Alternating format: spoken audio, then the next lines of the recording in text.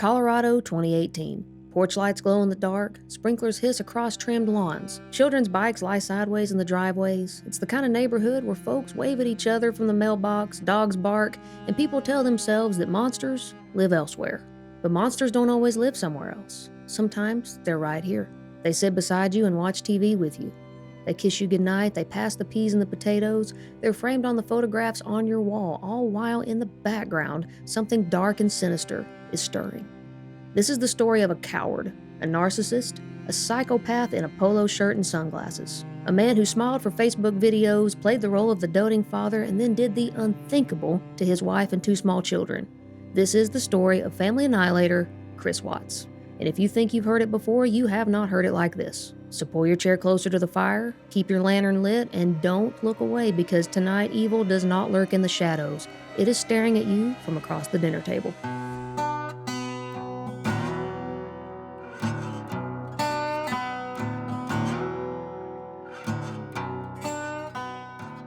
Shanann, bright, loud, alive, a fighter since day one. Lupus tried to take her down in her 20s, but she didn't bow. She survived, she built a business, built a home, built a family. She loved with her whole heart. She laughed with her whole body, and she plastered her entire life on Facebook for the world to see. She was the spark in the Watts house. The energy, the one that kept the fire burning, this playful sense of adventure and fun that everybody knew her for. And Christopher Lee Watts, well, he was the quiet one, the shadow on the back wall. Soft-spoken, steady, the kind of man you could forget was in the room. And if Shanann was fire, then Chris was stone. And fire and stone do not go together. Stone smothers out the fire. And by 2018, Shanann was pregnant with their third child, a little boy that they would name Nico. And from the outside, they looked perfect. Birthday parties, matching outfits, family dinners posted online with hashtags like #blessed and family first. Neighbors saw them and thought, now there goes the perfect family. But pictures lie easy. Behind closed doors, money was tight, arguments were loud, and the harder that Shanann fought to keep things together, the more Chris pulled away. And then came the piece of the puzzle that would send this dark, chilling train barreling toward a drop-off with no return. Nicole Kissinger. A co-worker, young, fit, outdoorsy, and she was the storm on the horizon. Chris found new life and freedom in her arms. He found his spark again. There were no bills piling up, no kids to dampen the romance, no problems to sort through. It was a new start. And Chris told her lies that all cowards tell when they want something new without letting go of the old. He said that his marriage was ending and the divorce was on the horizon. And maybe at first, Chris did contemplate divorce. Maybe he weighed the options of what it would look like to sit Shanann down and say, look, I just don't love you anymore. It's not working out and we need to split up. And then maybe he really started to picture what divorce would look like. Co-parenting, sharing custody, splitting up assets, and boy did it look messy. And as it would soon become apparent, Chris was not dreaming of divorce. He was dreaming of something much darker. A clean slate, a new life, and in his twisted head, he could only have that by erasing the life that he currently had. Erasing Shanann, erasing Bella, erasing Cece, and little Nico. And somewhere between the bedsheets of home and Nicole's house, Chris had become a rattlesnake with his fangs tucked in, waiting to strike. It was no longer a matter of if, but when, and most chilling of all, how. It was after midnight, August 13th, when Shanann came home from a business trip. A friend had dropped her off. The doorbell camera caught her walking up, suitcase wheels rattling against the porch. She was pregnant, exhausted, and ready to be home with her family after a long trip away. But little did Shanann know that inside the house that she had turned into a home thriving with love and memories was a monster. Not a husband with a hug and a kiss, no rose petals on the bed, no. What waited was a wolf. Fangs out, eyes dark and vacant, void of love, void of anything human that might have talked him out of what he knew was coming. Her hero and her protector had finally removed his mask, and a ruthless predator was pacing the floor, just waiting for her to walk in.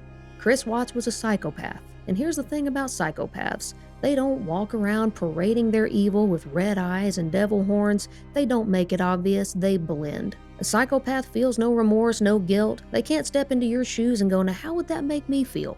That part of their brain doesn't light up. They feel no attachment, no love, no fear, no guilt. Think about it like getting stung by a wasp. That wasp has no idea the pain that it's caused you, nor does it care. It can't imagine why you're panicked, why you're flailing, why you're screaming. All it thinks is, boy, you look ridiculous. And that's the way a psychopath sees the world. We are the sheep, they are the wolves. And they walk among us, studying us, fascinated by our caring, our loving, the way that we can hold each other up and celebrate and support each other with no thought of what's in it for us. And they study it so they can mimic it. They act from the outside in, not the inside out. They learn to parrot things like, I'm sorry, I was wrong, I know how you feel. But they're not sorry, they don't know how you feel, and they don't care. And most importantly, they are never wrong. And sadly, somehow, Shanann, bright, loving Shanann, got fooled by that charming mask. The same kind of mask worn by the likes of Ted Bundy, Ed Kemper, Scott Peterson, and unfortunately, that's what was waiting for her behind her front door. Not her husband, not her children's father, but a monster. A detached, ruthless killer counting down the seconds until he could erase her from existence.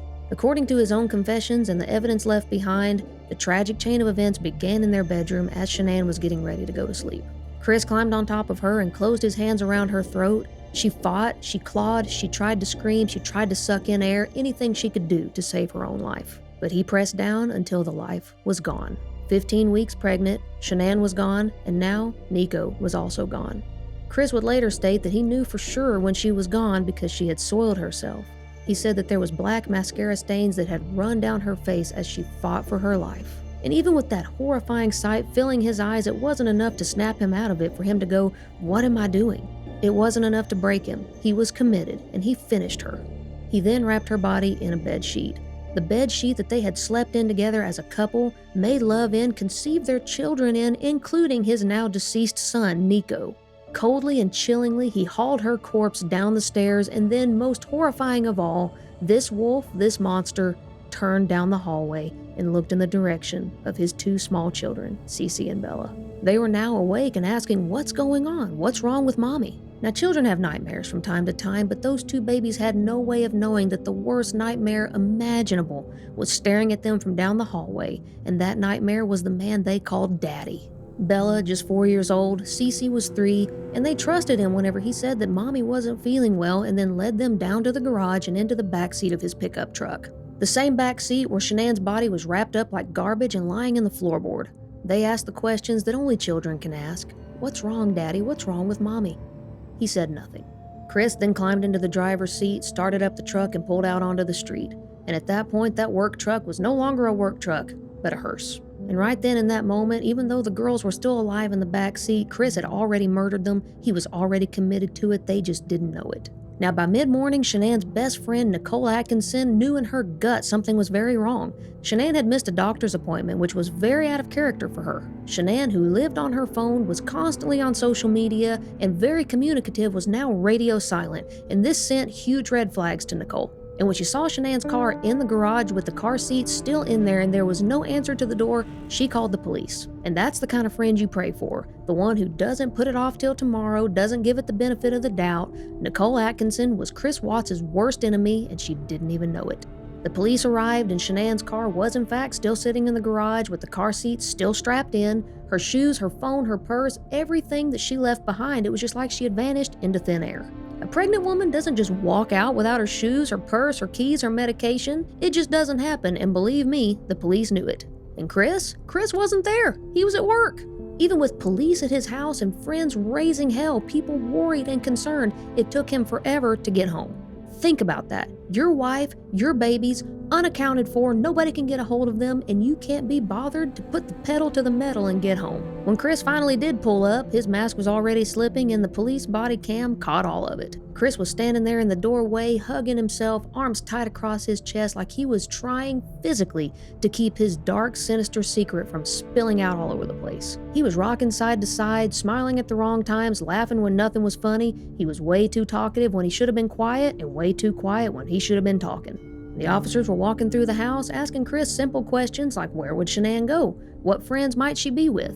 And he would just shrug, stammer, could never give a clean answer. And the whole time, he never shows panic, never shows urgency. Instead, he keeps planting little seeds. We've been having problems. We've been fighting some. Over and over, it's marital problems. We've been fighting, like he just wanted them to take the bait and focus on anything other than what they were focused on. But the house was telling its own story. Her phone was stuffed in the couch, her purse and her medicine were still in the kitchen, her shoes were lined up neatly by the door. That house was screaming the truth, even while Chris mumbled lies. And then the final nail in the coffin for Chris.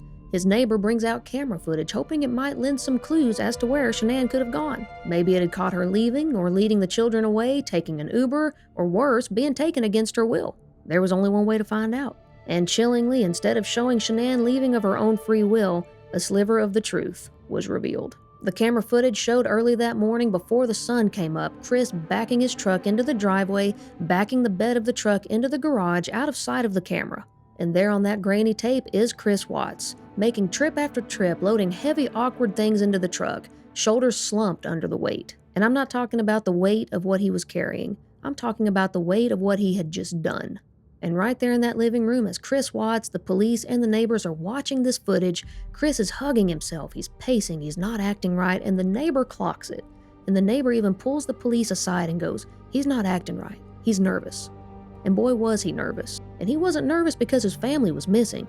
He was nervous because the walls were closing in and the fire that he thought he had snuffed out was about to burn him alive. August 15th, 2 days after the disappearance, Shanann's gone, the girls are gone, and Chris Watts is sitting in an interrogation room, pale under fluorescent lights, arms folded across his chest, as always. And in his sheer narcissism, he thinks he can outwit the world and land himself in the arms of his mistress with a fresh start and a martyr's badge as a bereaved husband and father. And after hours and hours of unproductive conversation and lies from Chris, detectives ask him to take a polygraph, and shockingly, he agrees, because in his mind, he's the smartest man in the room, smarter than those wires, smarter than those detectives. He could beat the machine. So they strap him in and hook him up. His breathing is shallow, his movements minimal. The questions come slow and simple, like bullets chambered one at a time. Did you hurt Shanann? Did you do something to cause the disappearance of Shanann? Do you know where your family is? He lied without hesitation and failed miserably. The interrogators knew they had the leverage they needed, and they informed Chris that he had not passed the polygraph test and that it was time to tell the truth. They even stroked his ego a bit and said, "Look, we know you're a good person. We know you're a truth teller. You want to come clean. You want to get this off your chest. You're a better person than this." And he fell for it. But even with that crack, he didn't spill the whole truth, not yet. Cowards don't tell the truth unless they absolutely have to. They will crawl toward the softest lie to still try to buy them time, buy them air, and the detectives knew this, so they dangled bait. They offered him an alternate storyline, a ploy that would make confessing easier by inching him toward it. The interrogators said things like, "Maybe Shanann hurt the girls, maybe you snapped, maybe you were just reacting to what she did." And like a drowning man clawing for driftwood, he grabs at it. He ends up blaming Shanann and saying that he walked in on her smothering the girls, and so he snapped in a fit of rage and murdered her in revenge. And there he had it. He had set himself up as the hero, not the monster. And at that point, Chris asked his father to be brought into the room, and they indulge him. They bring his father in, and they leave the room. And it's then that Chris leans in with his voice hushed, thinking the cameras can't pick up what he's saying, and he tells his father that Shanann had killed the girls and that he had killed Shanann. Chris's father was completely horrified and just completely shocked that, first of all, Shanann would have done such a horrible thing, and then on top of that, that Chris would have killed Shanann. And that whisper was not a confession of murder. It was worse. It was a man trying to hand his sins to the woman he had murdered, buried, and he was trying to drag her name into the grave with her. And that was the moment the investigators knew they had him. Because the thing is, once a man has admitted that he's killed, it doesn't matter how you dress it, the rope is already tightening. And you can see it in the interrogation footage, the rocking, the folding arms, the way that he covers his face like a child who knows he's been caught. Chris Watts didn't fully confess in that room, but what he did was even uglier. He let the mask break just enough to whisper a lie that sealed his fate. Because when you watch him there, whispering to his daddy, you don't see a man who snapped. You see a coward, cornered, inventing any story but the truth, and that gnarly, gritty, decomposing truth was still waiting out in the oil fields.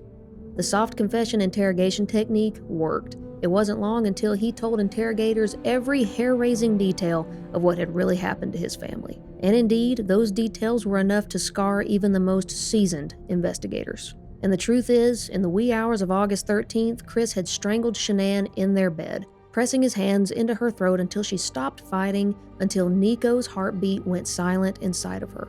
15 weeks old, unborn, smothered before his first breath.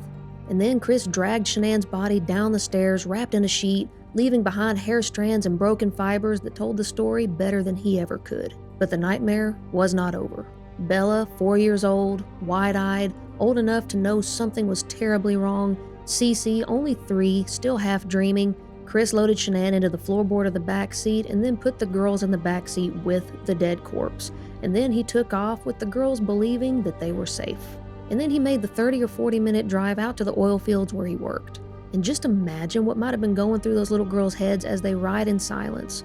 What's wrong with Mommy? Why isn't she moving?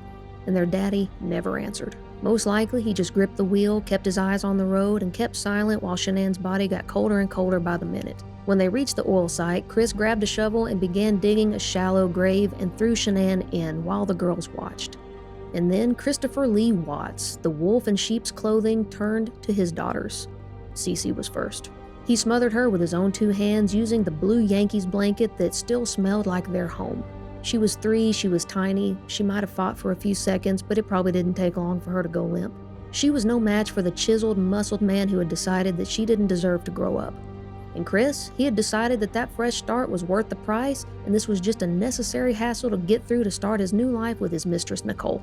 Now Bella watched as her daddy murdered her sister. She was a smart girl, she knew.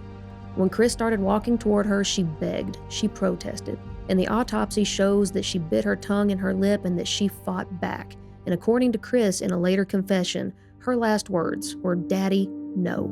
And when the murders of his 2 little girls were finished, he carried their bodies up the metal stairs to 2 crude oil tanks, and on each tank was a metal hatch about 8 inches wide. Too small for a grown man, but just the right size for 2 small children to fit through. He opened the hatch to the first tank and crammed Bella through, her skin torn off as it scraped against the metal because she didn't quite fit. Then he shoved Cece through the other hatch of the other tank, one last act of cruelty separating them from each other even in death. And then he turned his back, walked down those stairs, and left them to rot in poison. And now Chris Watts, no doubt exhausted from the exertion he had expended over the last several hours, wiped the sweat from his face, shoveled dirt over Shanann's grave, covered her with rocks and weeds, and when the sun came up, he didn't run, he didn't hide, he didn't put a gun in his mouth, he clocked in for work, like it was just another day at the office. On August 21st, Chris Watts was charged with 5 counts of first-degree murder, Shanann, Bella, Cece, and 2 extras for the children under 12. He was also charged for the unlawful termination of a pregnancy and tampering with bodies. In November, he pled guilty to avoid the death penalty. The courtroom was heavy with grief. Shanann's family sat unflinching, broken, but resolute. And Chris stood there shackled, small. By that point, his mask was in pieces. His mistress had vanished into hiding. His neighbors were done defending him. The world saw him for what he was, a coward who had murdered his entire family in cold blood. Now, there was no trial because he had taken the plea deal, but he stood in the courtroom shackled, shoulders slumped, listening to the district attorney calling his crimes the most inhumane and vicious act he had ever seen in his career. And Shanann's family, Frank, Sandy, and Frankie, they sat there like stone, their faces broken but unflinching. And when it was their turn to speak, Shanann's father begged the judge not for blood, not for revenge, but for mercy on Chris's soul. A man begging for mercy on a monster who took his daughter and grandchildren. Shanann's brother called Chris a monster and said he would never forgive him. Shanann's mother wept, her voice shaking, telling Chris she would never understand how he could take everything from them. And then the judge sentenced him to 5 consecutive life sentences without the possibility of parole. Add in 48 years for the unlawful termination of a pregnancy and another 36 years for the tampering with the bodies, all to run consecutively. No gallows, no firing squad, no outlaw's last stand, just iron bars and silence until the day he dies. They shipped him first to Dodge Correctional Facility in Wisconsin, and they kept him in protective custody because even among murderers, people who kill children are at the bottom of the food chain. Inmates harass him, spit on him, threaten him, guards keep their distance. He is below scum. He wakes up each day to the sound of metal doors clanging, the smell of sweat and concrete, and nothing to haunt him but the sounds of his family's last breaths. There is no blaze of glory for Chris Watts, but in the shadows of a cell, remembered only as a man who slaughtered his family and stuffed his daughters into oil tanks like garbage. That is his legacy. That is how he'll be remembered. Meanwhile, Shanann, Bella, Celeste, and little Nico rest in North Carolina, with graves marked with flowers, stuffed animals, quiet prayers of strangers who never knew them but will never forget them. Shanann's family carries their memory forward, louder than Chris Watts' name ever will, because here's the truth. A coward's name rots, but beauty, love, and innocence will linger in people's hearts forever. I am the Bad Hatter, and this has been the Chris Watts story. Out here in outlaw country, evil doesn't always ride in on a black horse, guns blazing. Sometimes it sleeps under your roof, eats at your table, and waits until you're not looking. So keep your lanterns lit and your eyes sharp. Like and subscribe to this channel, and remember, the darkest things don't always hide in the dark. Until next time, steer clear of the shadows.